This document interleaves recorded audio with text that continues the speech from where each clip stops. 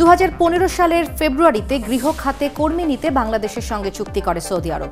2017 সালে বাংলাদেশ থেকে 18টি দেশে যাওয়া নারী শ্রমিকের সংখ্যা ছিল 1 লাখেরও বেশি।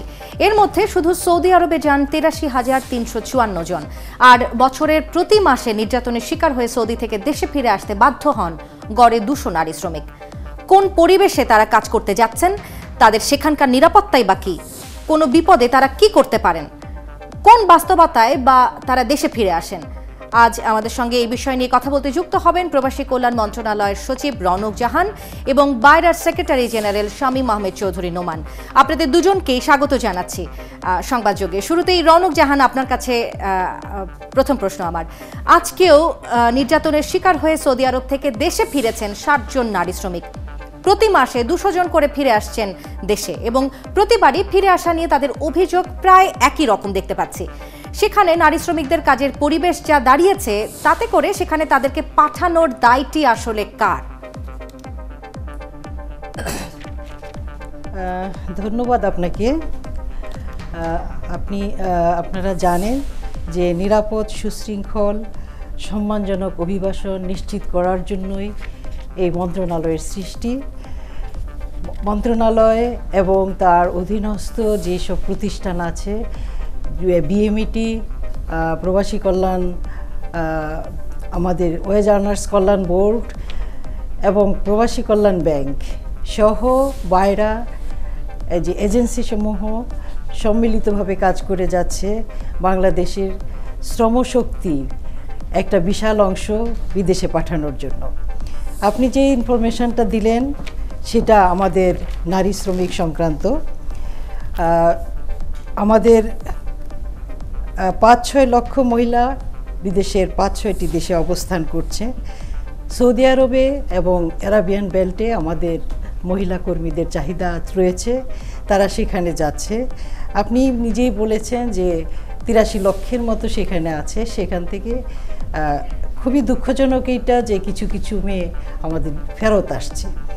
তো সেইখানে এই অবস্থার উন্নয়নের জন্য আপনি খুশি হবেন যে আমরা সৌদি আরবের যে হিউম্যান রিসোর্সেস মিনিস্ট্রি আছে, লেবার মিনিস্ট্রি এবং হোম অ্যাফেয়ার্স মিনিস্ট্রির সাথে বাংলাদেশ সরকারের যৌথ অনেকগুলো মিটিং হয়েছে এবং সম্মিলিতভাবে কিছু আয়োজনের ব্যবস্থা নেওয়া হয়েছে। তাদের কর্মঘণ্টা সেটা ঠিক করার বিষয়ে এবং একদিন বিশ্রামের বিষয়ে, সার্বিকভাবে তাদের কর্মপরিবেশ উন্নত করার বিষয়ে এক ঐক্যমতে পৌঁছেছে। এই অবস্থা আমাদের যে দূতাবাস আছে সেখানে যে শ্রমকল্যাণ উইং আছে সেইগুলি তারা প্রতিনিয়ত সেগুলি মনিটর করছে। তার মধ্যেও যারা দেশে ফিরে আসছে নানানভাবে নিগৃহীত হচ্ছে, সেটা সত্যিকারই খুবই দুঃখজনক। আমরা তাদের জন্য আপনি নিজেই বলেছেন যে আমাদের মিশন, বৈদেশিক মিশন থেকে তাদেরকে সেফ হোমে রাখা হয়। সেখানে তাদেরকে যাদের নেগোশিয়েট করা হয় তাদের মানে এমপ্লয়ারদের সাথে, তাদের বিষয়ে যদি মামলা করার থাকে সেগুলি করা হয় এবং আইনি সহযোগিতার জন্য তারা কাজ করে থাকে। একটা আপা এখানে একটু যুক্ত করি, একটি ডাটা আমরাও আসলে জানতে চাই, সংখ্যাটা কত আমরা জানি না। গত 1 বছরে এখন পর্যন্ত কতজন নারী শ্রমিক দেশে ফিরেছেন, তার কি কোনো পরিসংখ্যান বা ডাটা আপনাদের কাছে আছে? পরিসংখ্যান আমাদের সম্মিলিতভাবে সেরকম ফিগারটা আমাদের কাছে নেই। আমরা এই মুহূর্তে চেষ্টা করছি বা কাজ করছি রিটার্নের ডাটাবেস তৈরি করার জন্য। কিন্তু যখনই তারা ফেরত আসছে তখনই কিন্তু বিমানবন্দরে সহায়তা দেওয়া হচ্ছে তাদেরকে। যদি কেউ অসুস্থ থাকে তাকে তাৎক্ষণিকভাবে হাসপাতালে নেওয়া হয় এবং তাদের বাড়ি ফেরার ক্ষেত্রে সহযোগিতা করা হচ্ছে। এবং আমরা ইতিমধ্যে মহিলা বিষয়ক মন্ত্রণালয়, সমাজ কল্যাণ মন্ত্রণালয়ের সাথে কাজ করছি এবং যারা সত্যিকারে যাদের সহায়তা দরকার তাদেরকে কিভাবে সমাজে পুনর্বাসন করা হয় সেসব ক্ষেত্রে তাদের তালিকা সংগ্রহ করে আমরা ওইসব মন্ত্রণালয়ে, ওই 2টি মন্ত্রণালয়ে প্রেরণ করছি। জি, আমি আসতে চাই শামীম আহমেদ আপনার কাছে। রৌনক জাহান, আপনি আমাদের সঙ্গে যুক্ত থাকুন। শামীম আহমেদের কাছ থেকে পরে আবার আপনার কাছে আসছি। জনাব শামীম আহমেদ, আপনার মাধ্যমে বাংলাদেশ থেকে যেসব নারী শ্রমিক সৌদি আরব যান, সেখানে পৌঁছানোর পর আর কোনো সহযোগিতা আপনারা করে থাকেন কিনা, করে থাকলে কি ধরনের সহযোগিতা করেন আপনার মাধ্যমে সেটি জানতে চাই। ধন্যবাদ আপনাকে। আমাদের মাননীয় সেক্রেটারি মহোদয় অলরেডি বলেছেন, আমরা একটি পরিসংখ্যান আপনি জানতে চেয়েছেন। পরিসংখ্যানটি হলো গত 3 বছরে 3,40,000 নারী কর্মী সোফার হাউস ডোমেস্টিক ওয়ার্কার হিসাবে গিয়েছেন। এখন আমরা যেই কর্মীরা ফেরত আসছেন, আপনি যদি গত 6-7 মাস আগের পরিসংখ্যানটি দেখেন, তার চেয়ে অনেক কমে গেছে। কারণটি হলো এখানে বেশ কিছু মেজার নেওয়া হয়েছে। তাদের যেমন বয়সটা আগে ছিল 25 থেকে 48 বছর, সেটিকে 25 থেকে 38 বছর করা হয়েছে। তাদের ন্যূনতম অক্ষর জ্ঞান থাকতে হবে, শারীরিক জনাব শামীম আহমেদ, আমার প্রশ্নটি ছিল যে নারী শ্রমিক সৌদি আরবে পৌঁছে যাওয়ার পর আপনারা কি ধরনের সাহায্য সহযোগিতা এই নারী শ্রমিকদের করে থাকেন? একটি হচ্ছে আমাদের একটি ফলো আপ থাকে, কারণ নারী কর্মীরা যেভাবে যায় আপনি জানেন যে এটি মন্ত্রণালয় বিএমইটির তদারকির মাধ্যমে এটি যায়, এবং ওইখানে আমাদের একটি কাউন্টারপার্ট কোম্পানি থাকে, তাদের মাধ্যমে এটি মনিটর করা হয়। এবং এটি একটি মুসানেদ সিস্টেম আছে, যার মাধ্যমে এই সফটওয়্যারের মাধ্যমে তাদের সমস্ত ডেটা আপলোড করা হয় এবং তাদের মাধ্যমে ভিসাটি প্রক্রিয়া করে ওইখানে যাওয়া হয়। সেখানে এমপ্লয়ারের সমস্ত ডিটেলস থাকে এবং একটা কমপ্লেন্ট সেল আছে। যদি কোনো নারী কর্মী কোনো সমস্যা হয়, আমরা আমাদের ওইখানকার যে কাউন্টারপার্ট কোম্পানি থাকে তাদের মাধ্যমে যোগাযোগ করে সেগুলো সমস্যার সমাধান করা হয়। কিন্তু অনেক ক্ষেত্রে যে প্রবলেমটি হয় যে ওই দেশের নিয়ম অনুযায়ী ওইখানকার যে কোম্পানি আমাদের কাছ থেকে লোক নিয়ে যায়, তারা অনলি 3 মাসের জন্য রেসপন্সিবল থাকেন। 3 মাসের পরে এটি অটোমেটিক্যালি এমপ্লয়ার অ্যান্ড এমপ্লয়ের মধ্যে চলে আসে। সেখানে আমাদের জন্য তখন এটি ডিফিকাল্ট টাস্ক হয়ে যায় to communicate with the ladies, because of তখন এমপ্লয়ারের কাছে আমাদের পৌঁছানো ডিফিকাল্ট হয়ে যায়। অ্যাজ পার দেয়ার ল 3 মাস পরে ওই কোম্পানি আর রেসপন্সিবল থাকেন না। কিন্তু শামীম আহমেদ, যখন এই নারীরা সেফ হোমে আসেন নির্যাতনের শিকার হয়ে, আমরা জানি যে সৌদি আরবে রিয়াদ এবং জেদ্দায় আমাদের দুটি সেফ হোম আছে। সেফ হোমে আসার পর আপনারা এই নারী শ্রমিকদের কীরকম, মানে নির্যাতিত নারী শ্রমিকদের আপনারা কিভাবে সহায়তা করে থাকেন? সেটি হলো যে তাদেরকে দেশে ফেরত আনার ব্যাপারে আমাদের একটি সহযোগিতা থাকে। আরেকটি হলো যে ওইখানকার যেটি আমাদের মূল কাজ, যে যেই কারণে যেই বাসায় নারীটি নির্যাতিত হলেন বা আমাদের যে মা বোনটি নির্যাতিত হলেন, তাকে অ্যাকাউন্টেবল করা বা তাকে আইনের আওতায় আনা। এই জায়গায় এরকম কোনো নজির কি আমাদের আছে?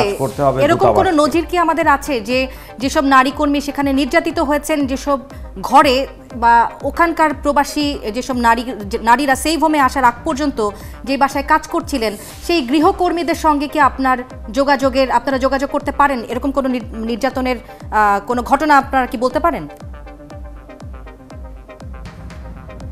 অবশ্যই আমরা যোগাযোগ করতে পারি, আমাদের যোগাযোগ হয়। যেটি হয় যে আপনি শুধুমাত্র নির্যাতনের কারণে নারীরা ফেরত আসছেন না, আমাদের নারী কর্মীরা যারা ফেরত আসছেন, there is a multiple reason in ইট।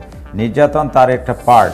এখন যেই কারণে যেই বাসায় নির্যাতন হলেন, যারাই নির্যাতিত হলেন, তাদেরকে সেই এমপ্লয়ারকে আমাকে অ্যাকাউন্টেবল করতে হবে, তাকে বিচারের আওতায় আনতে হবে। যে সমস্যাটা আমরা চ্যালেঞ্জটা ভোগ করি সেটি হলো আমরা যে ফেসটা করতে হয়, যেই নারী কর্মী নির্যাতিত হলেন তার যে মামলাটি হয় বা তার যে এমপ্লয়ারের বিরুদ্ধে আমরা যখন অ্যাকশনে যাই, তখন সেই নারী কর্মীকে যতক্ষণ পর্যন্ত মামলাটি নিষ্পত্তি না হয় তখন পর্যন্ত সেই নারী কর্মীটি কিন্তু ওখানে থাকতে হয়। আমাদের প্রবলেমটি হয় এই ধরনের কোনো সমস্যার সম্মুখীন হলে সেই নারী কর্মী আর ওখানে থাকতে চান না, উনি খুব দ্রুত সময়ের মধ্যে দেশে চলে আসতে চান, দেশে ফিরে আসতে চান, যার কারণে এই মামলাটি লড়া সম্ভব হয় না। আপনি আমাদের সঙ্গে থাকুন, আমি আবার রৌনক জাহানের কাছে যেতে চাই।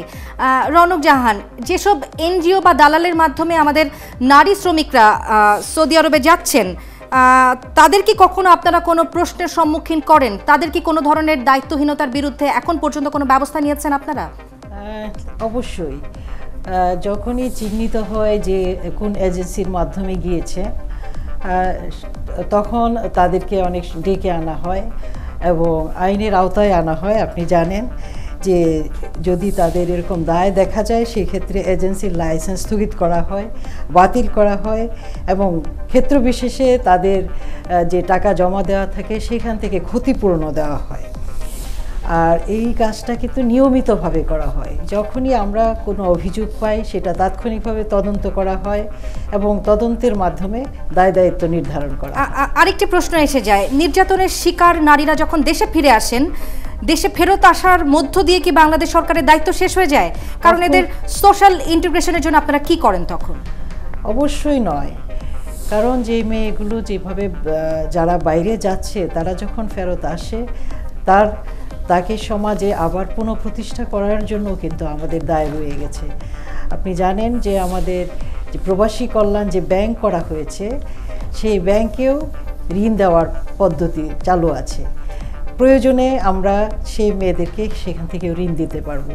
আর সর্বোপরি যে বিষয়টা, বাংলাদেশ সরকার আমাদের দুস্থ জনগণের জন্য কিন্তু অনেক ধরনের রেমিডির ব্যবস্থা করেছে। সমাজ কল্যাণ মন্ত্রণালয়, মহিলা বিষয়ক মন্ত্রণালয় তাদের দুস্থ মহিলাদের সমাজে পুনর্বাসনের জন্য অনেক প্রজেক্ট রয়েছে। আমরা কিন্তু এই কাজটা এখন করে যাচ্ছি। অলরেডি আমরা সমাজ কল্যাণ মন্ত্রণালয়ে এই যে ফিরে আসা মেয়ে তাদের একটা তালিকা আমরা তাদের সমাজ মন্ত্রণালয়ে পাঠিয়েছি এবং আমাদের কথাবার্তা হচ্ছে, তাদের সাথে মিটিং হচ্ছে এবং আমাদের যে স্বরাষ্ট্র মন্ত্রণালয়কেও আমরা ইনভলভ করেছি যে মেয়েরা বাইরে যাবে তারাও যেন সেখানে যদি কেউ অবৈধভাবে যেতে চায় বা সেটা দেখার দায়িত্ব প্রবাসী কল্যাণ মন্ত্রণালয়ের। আমি একদম সর্বশেষ প্রশ্ন শামীম আহমেদকে করতে চাই, এই যে আমাদের নারী শ্রমিকরা সেখানে নির্যাতনের শিকার হয়ে যখন দেশে ফিরে আসেন, এই বিষয়ে আপনাদের দায়বদ্ধতা কি?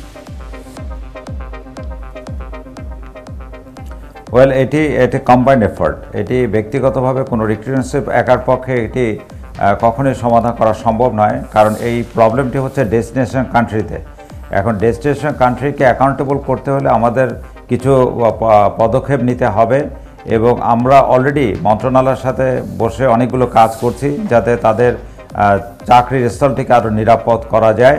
আমরা তাদের অ্যাওয়ারনেস বিল্ডিং এর জন্য আপনারা কি করেন? বাইরে কি করে এই নারী শ্রমিকদের অ্যাওয়ারনেস বিল্ডিং এর জন্য?